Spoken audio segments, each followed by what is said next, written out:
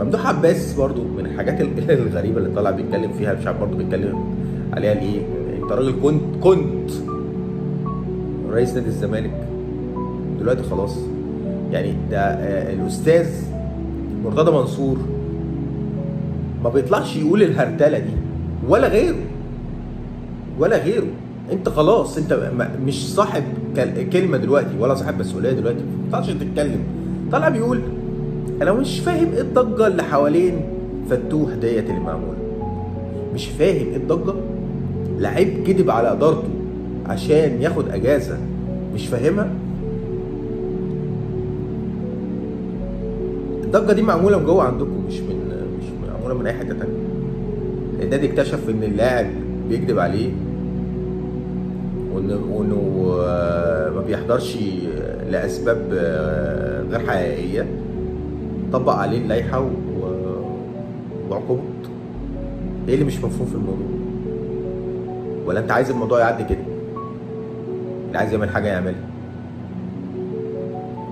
نادي واكتشف ان اللاعب بتاعه عامل حاجه غلط، بيعاقبه، ايه المشكله؟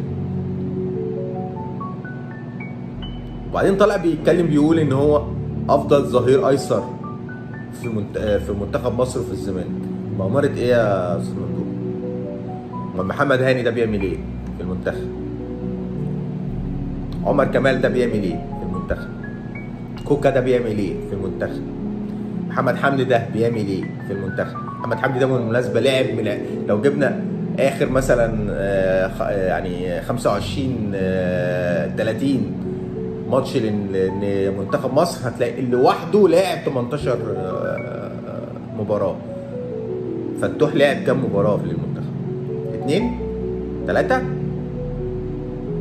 انت يعني انت مش عارف بتقول احسن ظهير بمناسبه ايه او بأمارة ايه؟ بأمارة المشاكل اللي بيعملها. الواحد دلوقتي بينام ويصحى بيشوف مشكله لفتوح. انت بتطلع تقول الكلام ده ليه؟ بتدافع عنه ليه؟ طلع يقول ان هو كابتن نادي الزمالك. كابتن نادي الزمالك عمر جابر ده ايه؟ انت مش كابتن نادي الزمالك؟ هو الكلام مش راكب على بعضه، وتلاقي الجمل غريبه.